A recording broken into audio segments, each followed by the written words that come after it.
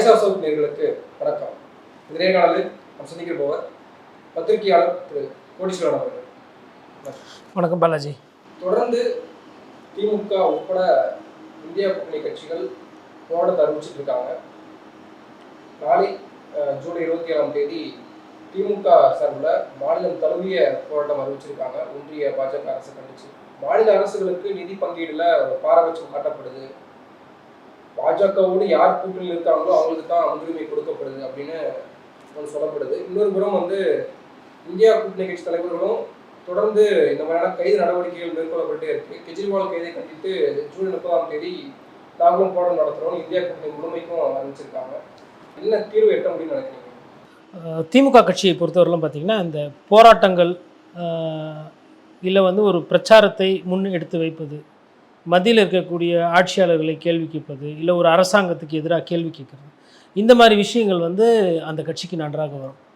அதன் அடிப்படையில் இன்றைக்கி மத்திய அரசு ஒரு பட்ஜெட்டை ஒரு ஓர வஞ்சனையோட தமிழ்நாட்டுக்கு பெரிதாக சொல்லக்கூடிய அளவில் பெரிய திட்டங்கள் இல்லைன்றது இப்போ நம்ம சொல்கிறது இல்லை, எல்லார் வாயிலும் இன்றைக்கி பேசு பொருளாகிவிட்டது. மக்களே அதை பற்றி பேசுகிற அளவுக்கு வந்துவிட்டது.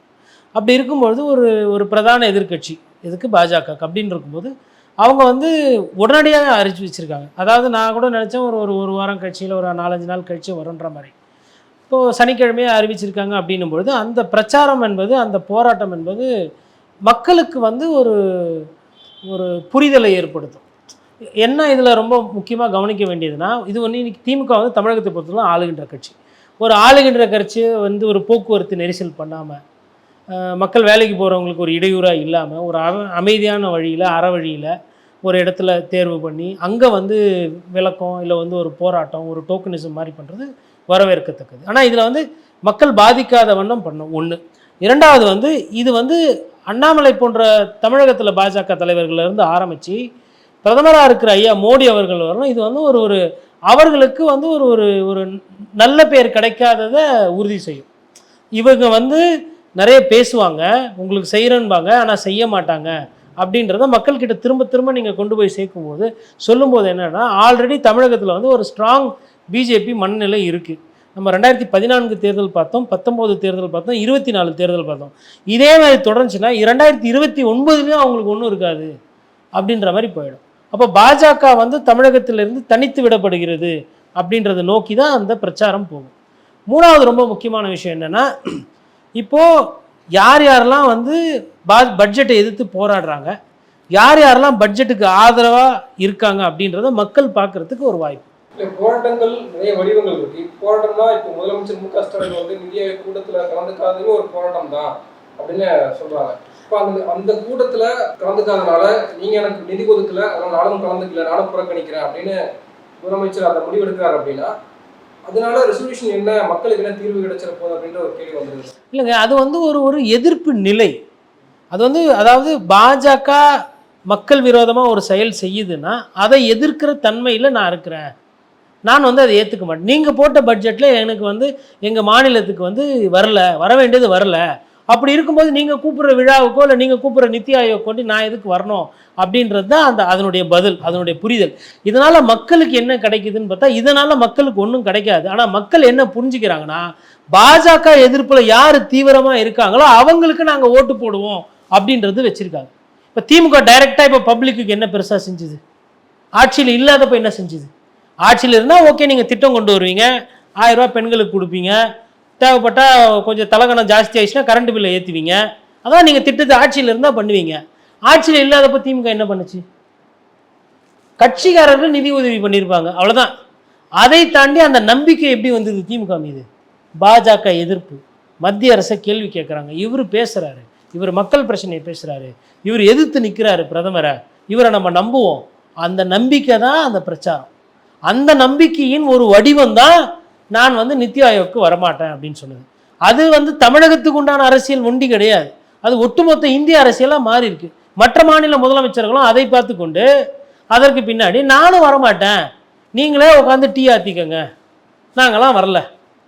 இப்போது ஒரு ரைட்டு, உடனே பாஜகவில் இருக்கவங்க இப்போ ஐயா எல்முருகன் போன்ற அருமை சகோதரர்லாம் என்ன சொல்கிறார், அண்ணன் புறக்கணிச்சிட்டாங்க, தமிழ்நாட்டுக்கு போனால் தான் அங்கே பெற்றிருக்க முடியும், போய் கேட்டால் தான் கொடுக்க முடியும். இது வந்து தட்டுங்கள் திறக்கப்படும், பூஜை செய்யுங்கள் கொடுக்கப்படும்ன்ற மாதிரி ஆன்மீகம் கிடையாது. அவங்களுக்கா தெரியணும். வெள்ள பாதிப்பு வந்தப்போ ஹெலிகாப்டர் எடுத்துன்னு சுத்த தெரிஞ்சுதா? 8 முறை தேர்தலுக்கு முன்னாடி வர தெரிஞ்சுதா? அப்போ அதெல்லாம் தெரியுது. வெள்ள பாதிப்புக்கு பணம் எங்கன்னு கேட்டால் 300-400 கோடியோடு நிறுத்திட்டீங்க. கொஞ்சமாக பணம் கொடுத்துட்டு மிச்ச பணம் எங்கே? இதெல்லாம் கேட்டு செய்யறது கிடையாது. நீங்களா உரிமையா உதவியான்னு உரிமை தான் அது. உதவின்றது வெள்ள பாதிப்பு வந்துச்சு, இல்லை விவசாயம் பட்டு போச்சு, இல்லை வந்து ஆண்டு வருமானம் ஏதோ ஒரு தொழிற்சாலை மூடப்பட்டதுன்னும் போது அப்போ வந்து அவர்கள் வந்து அவங்க வாழ்வாதாரத்தை மேம்படுத்திக்கிறதுக்கு, வாழ்க்கையை திருப்பி பண்ணிக்கிறதுக்கு கொடுக்கறது உதவி. ஒரு ரூபாவை கொடுத்துட்டு எதனா இருக்கீங்களா, எதனா கொடுப்பீங்களா, இல்லை இல்லை உங்களுக்கெல்லாம் இல்லை அப்படின்னா அந்த ஒரு ரூபாய் இங்கேருந்து போயே இருக்க வேணாமே. வரியை வாங்கிக்கின்னு திருப்பி நான் எதுவும் கொடுக்க மாட்டேன்றது அது என்னது அது? இப்போ வரி வந்து உதவியா உரிமையான்னு கேட்குறீங்க. என்னோட சம்பளம் என்னை கேட்காம உரிமையாக எடுத்துக்கிறீங்கல்ல. 5ஆம் தேதி என் முதலாளி எனக்கு வந்து சம்பளம் கொடுக்குறாரு, எனக்கு வேலையை கொடுத்து எனக்கு சாப்பாடு போட்டு எனக்கு ஒரு தொழில் கொடுக்குறாங்க. என் முதலாளிக்கு நான் விசுவாசமாக இருக்கிறேன், ரைட்டு. அவருக்கு நான் வேலை செய்கிறேன், அவர் எனக்கு கூலி கொடுக்குறாரு. நடுவில் சம்மந்தமே இல்லாமல் டேக்ஸ் டிடெக்ஷன் கொடுக்குறீங்க. உரிமையாக தானே எடுத்துக்கிறீங்க பேங்க்லேருந்து. அப்படியே அவங்க கட்டலைன்னா அவங்களுக்கு ஃபைனு டிஃபால்ட்டு. அப்போ அது அது அங்கே உரிமையாக தானே எடுக்கிறீங்க. சுங்க வரி போகிறேன், உரிமையாக இப்படி வந்து நிற்கிது. டொயின் பணம் எடுத்தால் தான் உரிமையாக வண்டி போக முடியுது. இல்லைன்னா என்ன பண்ணுறதோ அது கத்துது, மீன் ஏதோ ஏதோ தீவிரவாதி வந்துட்டா மாதிரியும், இல்லை ஆம்புலன்ஸில் போகிறோம் உயிர் போகிற மாதிரியும் அது கத்துது.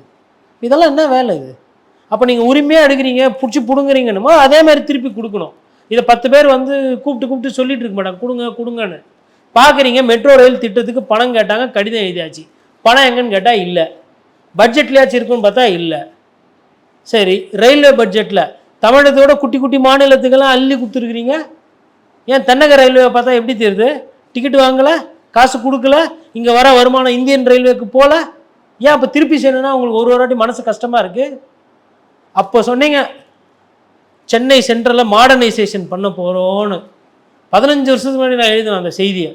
இப்படி ஆகிடும், இப்படி வரும், இப்படி போகும்னு. மெட்ரோ ரயில் திட்டம் வந்ததுக்கப்புறம் தான் பாதி மாறிச்சு. இன்னும் சென்னை சென்ட்ரல் எதுவும் மாறல. Tokenism, doctor MGR Chennai central railway station, doctor Rajiv Gandhi government general hospital. பேர் வச்சிட்டதுனால ஜிஹெச்சில் எல்லாம் போனோன்னா வாங்க பேஷண்ட்டுகளே உட்காந்துக்கங்க, எக்ஸ்ரேப்பா உடனே எடுத்து கொடுப்பா, மருந்து எடுத்து கொடுப்பா, அப்படியே கண்ணியமாக நடத்துகிறாங்களா ஜிஹெச்சில்? இல்லை சென்ட்ரலு பேர் மாற்றினதுனால எல்லாமே மாறி போச்சா? டிக்கெட் வந்து முன்ன மாதிரியே புக்கிங் பண்ணால், இப்போ ஒரு வாரத்துக்கு புக் பண்ணால் முன்னாடிலாம் பணம் வந்து அதிகமாக ரீஇம்பர்ஸ்மெண்ட் ஆகும். ஒரு 70-80 விழுக்காடு உங்கள் பணம் திரும்பி வந்துடும். டிக்கெட் நீங்கள் கேன்சல் பண்ணிங்கன்னா அந்த கடைசி நேரத்தில் பண்ணிங்கன்னா தான் அதிக பணம் போகும். இப்போ அப்படிலாம் கிடையாது. டிக்கெட்டு கேன்சல் பண்ணாவே சொற்ப காசு தான் திரும்பி வருது. மூத்த பயணிகளுக்கு இருந்த சலுகைகள் பறிக்கப்பட்டது. அப்போ வெறும் பேரை மாற்றி வச்சுக்கிட்டு இந்த டோக்கனிசம் அரசியல் தானே பண்ணுறீங்க. அதுதானே பட்ஜெட்லேயும் வந்திருக்குது. அப்போ இவர்கள் வந்து இந்த பட்ஜெட்டை எதிர்த்து போராட்டம் அறிவித்தது அது வரவேற்கத்தக்கது. என்னோட ஒரு கோரிக்கை வந்து இல்லை, கோரிக்கை இல்லை, மக்களோட பிரச்சனை. நம்ம யார் கோரிக்கை வைக்கிறதுக்கு அரசாங்கத்துக்கு? மக்கள் பாதிச்சிடாமல் இருக்கணும். மக்களுக்கு வந்து ஒரு சிந்திச்சு ஒரு போராட்டமாக அதை பண்ணணுன்றது என்னோட புரிதல். பாஜகவுக்கு யார் நெருக்கமாக இருக்காங்களோ, யார் இணக்கமாக போகிறாங்களோ அவங்களுக்கு அதிகமாக நிதி ஒதுக்கப்படுது. நீங்கள் வந்து என்றைக்குமே மக்கள் நலன் சார்ந்து இருந்ததில்லை திமுக, என்றைக்குமே அரசியல் தான் பண்ணுறீங்க, அதனுடைய விளைவு தான் நீங்கள் வந்து நிதி ஒதுக்காததுக்கு காரணம் அப்படின்னு பாஜக தரப்பில் வந்து டிபேட்லேயே சொல்ல ஆரம்பிச்சிட்டாங்க. இப்போ அதை எப்படி நம்ம எடுத்துக்கிறது? புரியாதவர்கள், அரசியல் தெரியாதவர்கள், மக்களோட உணர்வு அவர்களுக்கு புரியவில்லை. இந்த கோபத்தை இங்கே காட்டக்கூடாது. போயிட்டு அண்ணாமலையை போயிட்டோ இல்லை நிர்மலா சீதாராமனை போயிட்டு மொத்தமாக எதனா கொடுத்தீங்கன்னா கட்சியை வளர்க்க முடியும், அதை பேச முடியும். அவர் பாஜகவில் ஸ்போக்ஸ் பர்சன் ஏஎன்எஸ் பிரசாத் சொல்லிட்டு அவர் ஒண்டி தான் ஏதோ தேடி பார்க்குறாரு. ஐசிஎஃப்பில் 2500 பெட்டி வருதுன்றாங்க, ரயில்வேல அது இருக்குது இது இருக்குது. ஏன்னா அவர் ஒண்டி தான் அந்த அறிக்கையை விட்டுட்டு, ஏன்னா செய்தி தொடர்பாளர் இல்லையா, அந்த கட்சியை காப்பாற்றணும் இல்லையா, அறிக்கையை 2-3 அறிக்கை விட்டுருக்காரு. அதுலேயும் பார்த்தா வார்த்தைகள் அதிகமாகவும் திட்டங்கள் குறைவாகவும் இருக்குது. இந்த இண்டஸ்ட்ரியல் காரிடருக்கு 1500 கோடி, இன்னொரு திட்டத்துக்கு 2000 கோடி, அப்புறம் ரயில்வேல 6000 சில்லற கோடி, எப்படி கூட்டினாலும் 5000 கோடி தாண்டல. அதுவும் மத்திய அரசோடது பாதி. அந்த திட்டம் உடனே நாளைக்கு வருமானம் கிடையாது. அது ஒரு 6 மாதத்துலேருந்து 1.5 வருஷத்துலேருந்து 2 வருஷம் ஆகும். அந்த மாதிரி தான் இருக்குது. அப்போது சொந்த கட்சிக்காரர்களே அந்த பட்ஜெட்டை பற்றி பெருமையாக பேசக்கூடிய தன்மை இல்லை. எதனா இருந்தால் அவங்க பேசுவோம். இப்போ தமிழக பாஜகவில் இருக்கிற அருமை நண்பர்களுக்கு என்ன ஆசையா? இப்படிலாம் கோவத்தை வன்மத்தை கக்கணும்னு பத்திரிகையாளர் சந்திப்புலையோ டிபேட்லேயோ இல்லை. நீங்கள் டைட்டாக பத்திரிகையாளர்கள் கேள்வி கேட்கும்போது அவங்களால என்ன சொல்கிறது தெரியல. ஓட்டு போட்டிங்களா, காசு வண்டி கேட்குறீங்க, ஓட்டு போட்டிங்களா, பட்ஜெட்டில் கேட்குறீங்க, 25 MP அமைச்சிருந்தா வந்திருக்கும் அப்படின்னு ஐயா அன்புமணி ராமதாஸே பேசுகிறாரு. பொது வாழ்க்கையில் இருக்கிறவர், அரசியலில் இருக்கிறவர், அவரே அந்தளவுக்கு பேச ஆரம்பிச்சிட்டாரு. அப்போ இவங்க அதாவது அவங்களால சமாளிக்க முடியல. இப்போது ஒரு 10,000 கோடி தமிழகம் வந்து ஆஸ்பத்திரியில் முன்மாதிரியாக இருக்குது, மருத்துவமனையில் நல்லா இருக்குது, நாங்கள் வந்து டூரிசம் ப்ரொமோட் பண்ணுறதுக்கு, மருத்துவ டூரிசமை ப்ரொமோட் பண்ணுறதுக்கு, மெடிக்கல் டூரிசமை ப்ரொமோட் பண்ணுறதுக்கு தமிழகத்தை வந்து ஹப் ஆக்குறோம். அதனால் கோயம்புத்தூர், மதுரை, திருச்சி, சென்னை 4 தலைநகரத்தில் ஒரு தலைநகரத்தில் 2,500 கோடியில் மத்திய அரசின் மூலிமா மருத்துவமனைகள் அமைக்கப்படும்.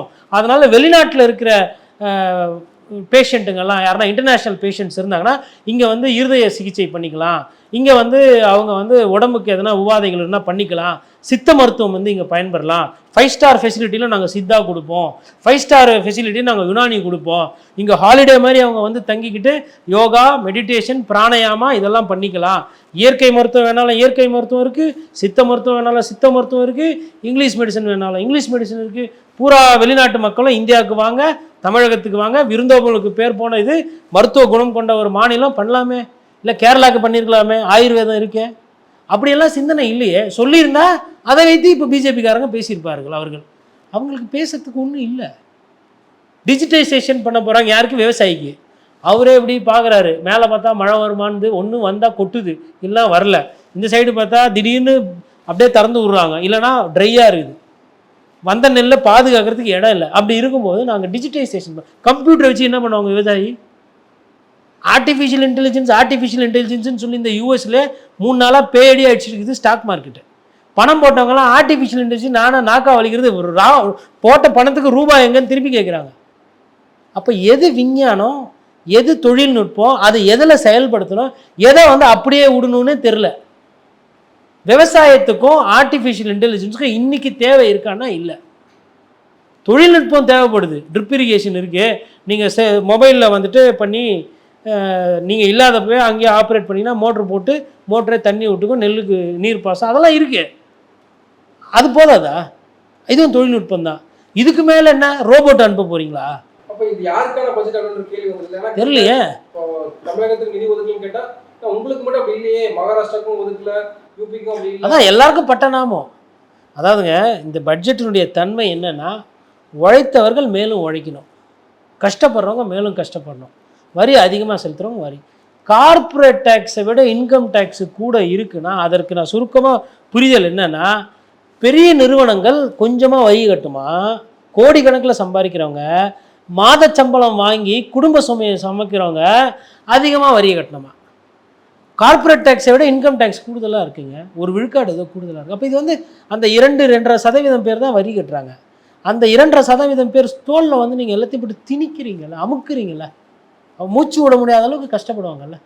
ஜிஎஸ்டி வச்சுருக்கீங்க, இன்கம் டேக்ஸு வச்சுருக்கீங்க, செஸ்ஸு வச்சுருக்கீங்க, வேல்யூ ஆடு டேக்ஸு வச்சுருக்கீங்க, ரோட் டேக்ஸு வச்சுருக்கீங்க, டால் சார்ஜஸ் வச்சுருக்கீங்க, பெட்ரோல் டீசலுக்கு அதுக்கு தனி வருது, அது ஒரு ஸ்லாபு, க்ரீன் டேக்ஸு வச்சுருக்கிறீங்க, இன்சூரன்ஸுக்கு ஜிஎஸ்டி வச்சுருக்கிறீங்க.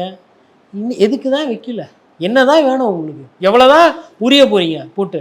நேஷனல் டிபேட் எல்லாம் பார்க்க முடியுது. அது வந்து நீங்கள் தான் வந்து வளர்ந்த மாநிலம் ஆச்சு, உங்களுக்கு எது கொடுக்கணும் அப்படின்ற துணியை வந்து. சரி, வளர்ந்த மாநிலம் கொடுக்க வேணாம், எடுக்காமல் இருக்கலாம்ல, உங்களுக்கு எங்களும் சங்காத்தமே வேணாம்ப்பா.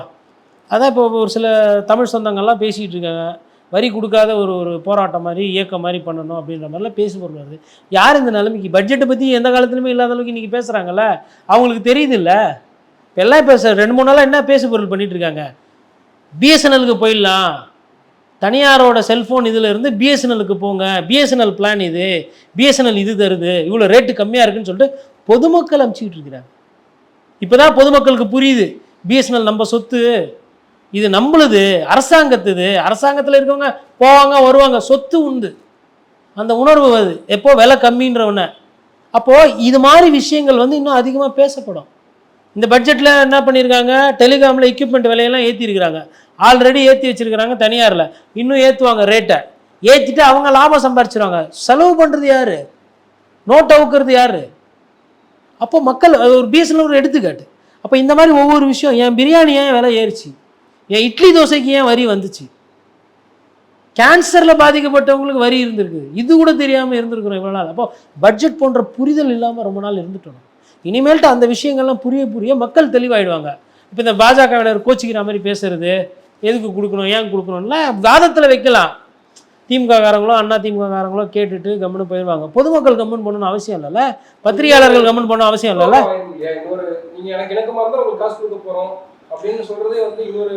ஏன்னா லஞ்ச லாவண்யமா இது? உழைத்த காசுக்கு நான் சம்பளம் வாங்குறேன், வாங்குற சம்பளத்தில் நீங்கள் வரி எடுத்துக்கிறீங்க. வரி எடுத்துக்கிட்டா அப்போ வரிக்கு உண்டான சாலைகள் தரணும். ஏன் ஒருத்தர் ஒரு பாராளுமன்ற உறுப்பினர் ஒரு கேள்வி கேட்டார், இங்கிலாந்து மாதிரி இருக்குது நீ போடுற வரி, சாலையை பார்த்தா சோமாலியா மாதிரி இருக்குதுன்றார். இது யதார்த்தமான உண்மை. இது ஒரு சைடு சிந்திக்க வைக்குது, ஒரு சைடு வைத்தறிச்சலாக இருக்குல்ல. சிங்கப்பூருக்கு நிகராக வாங்குறீங்க ஒரு சிலதில் வரி, துபாய்க்கு ஈக்குவலாக வாங்குற, துபாயை விட தங்கம் விலை ஜாஸ்திங்க. அப்புறம் இப்போ கம்மி பண்ணுறீங்க ஏன்னா துபாயிலேருந்து கள்ளக்கடத்தல் பண்ணுறாங்க. நீங்கள் பண்ணுறது பூராவே கருப்பு பணத்தை வளர்க்குற வேலை தானே. ஒரு ஃப்ளாட் ஒருத்தர் வாங்குவாராம், கஷ்டப்பட்டு போய் இடத்த பார்ப்பாரா, அது டபுள் டாக்குமெண்டேஷன் இருக்கா இல்லையான்லாம் பார்த்து கால் கிரவுண்ட்லேயோ அரை கிரவுண்ட்லேயோ வந்து அவர் வீடு கட்டுவாராம். முட்டித்தேயோ லோன் அரைஞ்சி லோன் வாங்குவாராம்.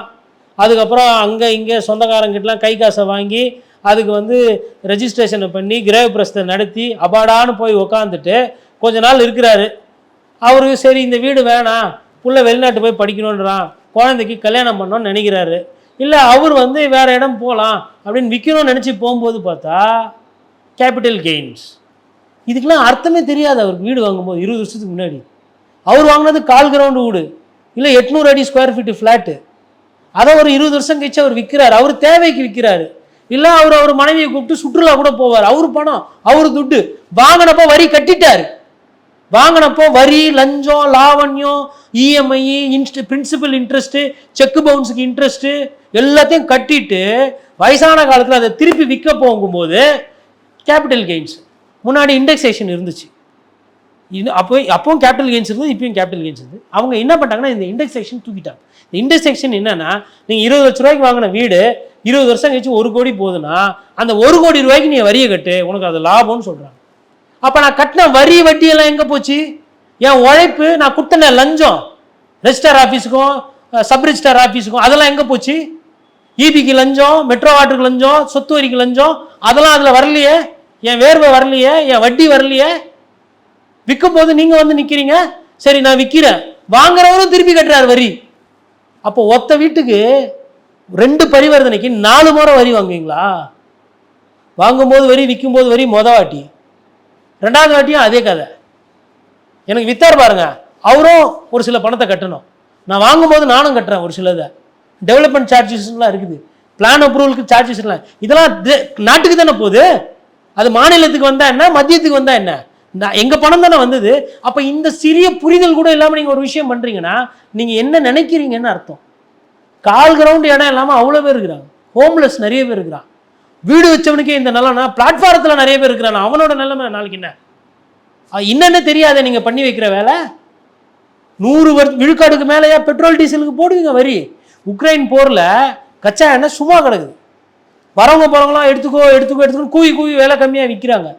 விற்றீங்க, வாங்கினீங்க, கம்மி விலைக்கு வாங்கினீங்க, ஏதோ அதில் ஒரு 10 ரூபா 20 ரூபா ஏழைப்பாளைக்கு மிச்சம் பண்ணலாம்ல. நீங்கள் ஒண்டி தனியார் நிறுவனத்துக்கு, பெரிய பெரிய எண்ணெய் நிறுவனத்துக்கு அப்படியே கொடுக்குறீங்களே, ஆனால் ஏழைப்பாளைகளுக்கு ஒன்றும் குறைக்கல. ஏன் யார் இதை தான் இந்த பண பரிவர்த்தனையுடைய பிரச்சனை. அவங்க சொல்கிறாங்க நாங்கள் வந்து கடனை வந்து குறைத்து விட்டோம். நீங்கள் கடனை குறைத்து விட்டீர்கள், எங்கள் வயிற்றில் எங்கள் வீட்டில் கடன் ஏறி விட்டது. கடனில் தானே பூரா பயணம் வீடு வாங்குறான். ரியல் எஸ்டேட்டு, அரசியல் வாரிசு, செல்வந்தர்கள், சீமாட்டிகள், அதுக்கப்புறமா அரசியல் இருந்து ஒதுங்கினவங்க, இவங்க தான் வந்து கேஷில் வாங்குறது இல்லை செக்கில் வாங்குறது. 90% கடனில் தான் வாங்குறான். கடனில் வாங்கின ஒரு பொருளுக்கு அப்பயும் வட்டி வரி, அதுக்கப்புறம் திருப்பி விற்கும்போது வரினா என்ன இது? யார் கேட்குறது? தெரிஞ்சு செய்கிறீங்களா தெரியாமல் செய்கிறீங்களா? வீடு ஒண்டி இல்லை, தங்கத்துக்கும் அதே தான் நிலைமை. என்ன பண்ணுவாங்க, யாருன்னா போயிட்டு அப்போ இனிமேல்ட்டு வெள்ளை சந்தையில் விற்பாங்களா? திருடின்னு வர நகையை என்ன பண்ணுவாங்க, வாங்க பார்ப்பாங்க. இருக்கிற நகையை யாருக்கும் தெரியாமல் உருக்கி காசை வாங்கிக்க பார்ப்பாங்க. பில்லில் வராது திருப்பி. வாங்கும்போது செய்கூலி சேதாரம் எல்லாம், விற்கும் போதும் சேதாரமா, விற்கும் போதும் செய்கூலி சேதாரமா, விற்கும் போதும் வரியா. இதெல்லாம் வந்து கொஞ்சம் கூட மக்கள் மீது அக்கறை இல்லைன்னா தான் இப்படியெல்லாம் பட்ஜெட் போட முடியும். ஸ்டாலின் இப்போ என்ன சொல்றாருன்னா, இதுவரை நாங்கள் எப்படி சமாளிச்சோமோ இனிமேல் அப்படி சமாளிக்க போறோம் அப்படின்னு கடந்து போறாரு இல்லையா? நீங்க குறுக்காட்டி பரவாயில்ல, எங்களுக்கு எப்படி சமாளிக்கிறதுன்னு தெரியும் அப்படின்னு ஸ்டாலின் சொல்றப்ப நம்ம அப்படியே எடுத்துக்கிட்டா சமாளிக்க முடியுமான்ற ஒரு கேள்வி இருக்குல்ல? சமாளிக்கலாம் முடியுங்க. யாரும் வந்து அவங்க வீட்டில் இருந்து வந்து கடனெல்லாம் போடுறதில்ல. அரசாங்க கடன் அரசாங்கம் ஏற்றுக்கும் போது அதை அரசு வந்து எதையோ வரியை ஏற்றி அதை அடைக்க போகுது. புரியுதுங்களா? யாரும் வந்து நான் சொல்கிறேன், அதுதான் அரசியல் தலைவர்கள் யாரும் வந்து அவங்க வீட்டு பணத்தை கொடுக்க போகிறதில்ல. 5 வருஷம் உங்ககிட்ட கொடுக்கும்போது நீங்கள் வரியை ஏற்றுறீங்க, ரைட்டு. அதில் ஒரு நியாயம் இருக்கணும், ஒரு குறைந்தபட்ச தன்மை இருக்கணும். கேட்காம கொள்ளாமல் ஏற்றுறீங்க. இங்கே தான் வந்து கலைஞர் கருணாநிதி அவர்களை நான் வந்து தேடுறேன், ஏங்குறேன் அவர் இல்லையேன்னு. அதிமுக ஏற்றுது, வரியை ஏற்றுது, கரண்ட் பில்லை ஏற்றுதுமோ எதிர்த்து போராடின திமுக இன்றைக்கி எங்கே? என்னோட ஒரே கேள்வி அதான். கடந்து போகிறதுன்றது ஓகே, அது ஓகே, நாங்கள் எப்படி சமாளித்தோமோ அப்படி சமாளிப்புன்றது மம்மி கடன் வாங்கிக்குவாங்க, இல்லைனா வரியை ஏற்றுவாங்க. பட் பாதிப்பு மக்களுக்கு தான். பிஜேபி நினைக்குது திமுககாரங்க கேள்வி கேட்குறாங்க, அதனால் நம்ம திமுகவை எதிர்த்து பேசிட்டா சரியாக போயிடணும். பங்காளி பிரச்சனை உங்களுக்கும் அவங்களுக்கும். சொத்து பிரிக்கிறதோ, அரசியலில் பிரிக்கிறதோ, கான்ட்ராக்ட் பிரிக்கிறதோ, நீங்கள் ஒரு கட்சி அவங்க ஒரு கட்சி, நீங்கள் ஒரு கட்சி மாநிலத்தில் ஆள்றீங்க, நீங்கள் மத்தியில் ஆள்றீங்க, உங்கள் 2 பேர் பிரச்சனை. உங்களுக்கு முன்னாடி போட்டு கொடுத்தது, கான்ட்ராக்டை விட்டு கொடுத்தது எல்லாம் அதிமுக. உடன் திட்டமாகட்டும் எல்லாத்தையும் கையெழுத்து போட்டது அதிமுக. உங்களுக்குள்ளே எக்கெடு கெட்டு போங்க. மக்கள் ஓட்டு போட்ட மக்கள் என்ன பாவம் பண்ணாங்க? சலுகைகள் எங்கே? ₹1 வரி கட்டினா எங்கள் ஐயா அண்ணன் உதயநிதி ஸ்டாலின் சொன்னார் 29 பைசா தான் வருதுன்னு. நான் அதே தான் கேட்குறேன். 29 பைசா தான் திருப்பி வருது. மிச்சம் காசு கொடுப்பீங்களா? கொடுக்க மாட்டீங்க. இப்போ நான் கடைக்கு போகிறேன், நான் 10 ரூபாய்க்கு பொருள் வாங்குகிறேன், 8 ரூபா ஆச்சு மதிப்பு. அவர் 8 ரூபாய்க்கு மதிப்பு எடுத்துட்டு திருப்பி 2 ரூபா கொடுக்குறாருல்ல, அதான வியாபாரம், அதான நாணயம். அதனால தான் அதுக்கு பேர் நாணயம். நாணயமே இல்லாமல் ஒரு பட்ஜெட் போட்டுக்கிட்டு இருக்கிறீங்க. கண்கட்டி விதியா இது? இங்கேருந்து எடுத்து அங்கே கொடுக்குறது, இங்கேருந்து எடுத்து கொடுக்குறது, எல்லாத்தையும் எடுத்துக்கினே இருந்தால் அப்போ இங்கேனா நிலமை ஆகுது. இங்கேனா எல்லாம் பணக்காரங்களா? நீங்கள் 3 வேரம் எல்லாரும் சாப்பிட்றாங்களா? தமிழகம் முன்னேறின மாநிலம் தான் இல்லைன்னு. அதுக்காக நாங்கள் உழைச்ச உழைப்புக்கேற்ற மாதிரி நாங்கள் மேலை நாடுகளை மாதிரி இருக்கிறோமா? பாரிஸில் இருக்கிறவங்களும் இங்கே இருக்கிற பாரிஸில் ஒரே மாதிரி இருக்கிறாங்களா? அங்கே இருக்கிற பிராட்வேல இருக்கிறவங்களும் இங்கே இருக்கிற பிராட்வேலையும் ஒரே மாதிரி இருக்காங்களா? பேர் தான் வெள்ளக்காரன் பேர். நீங்கள் வந்து பாருங்கள். இனிமேல் 4 ஆணி கூரையை போட்டுக்கிட்டு தூங்கிட்டு இருக்கிறவங்க நான் காட்டுவேன். தமிழர்கள் தான் அவங்க. எல்லா தமிழர்களும் ஃபஸ்ட்டு தமிழ்நாட்டில் இருக்கிற மக்களுக்கு உழைச்சி தான் வரியை கட்டுறாங்க. எங்களுக்கு கொடுக்க வேணாம். நான்லாம் டாக்ஸ் கட்டுறேன், நல்ல லட்சக்கணக்கில் கட்டுறேன். எனக்கு கொடுக்க வேணாம், மக்களுக்கு திருப்பி கொடுக்கலாம்ல, தமிழகத்துக்கு கொடுக்கலாம்ல.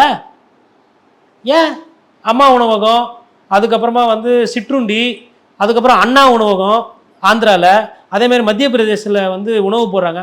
அந்த மாதிரி உணவு போடுறதுக்கு ஒரு 10,000 கோடி எல்லா மாநிலத்துக்கும் சேர்ந்து மாநிலத்துக்கு 500 கோடி கொடுத்துக்கலாம்ல. ஜனங்க பாராட்டோம்ல. இவங்க திட்டம் இவங்களுது, ஆனால் மத்திய அரசு காசு கொடுக்குது. அப்போ என்ன ஆகிடும்? அம்மா உணவகம் நல்லா நடக்கும். காலையில் சாப்பிட்ற சிற்றுண்டி சாப்பிட்ற குழந்தைங்க நல்லா சாப்பிடும். கேரளாலையும் அது மாதிரி ஏதோ ஒரு திட்டம் வரப்போகுதுன்னு சொல்லி பேசிக்கிட்டு இருந்தாங்க. ஆந்திராவில் ஆல்ரெடி அந்த திட்டம் இருக்குது. மகாராஷ்டிரத்துலேயும் அது மாதிரிலாம் வேணும்னு சொல்லி அப்போ அந்த மாதிரி திட்டங்கள் வரும்ல. உங்களுக்கு நீங்கள் என்ன நினைக்கிறீங்க? யார் ஜோவிலேருந்து எவ்வளோ எடுக்கலாம், யார் சம்பளத்துலேருந்து எவ்வளோ பிடிக்கலாம், யார் வியாபாரம் பண்ணாலும் அதில் போய் பிடிச்சிடணும். வரி ஏய்ப்பு அதிகமாகும், கருப்பு பணம் அதிகமாகும், கள்ள சந்தை ஊக்குவிக்கப்படும். இதெல்லாம் நடக்குதா இல்லையான்னு பாருங்க. நன்றி, நிறைய விஷயத்தில் பகிர்ந்துட்டீங்க.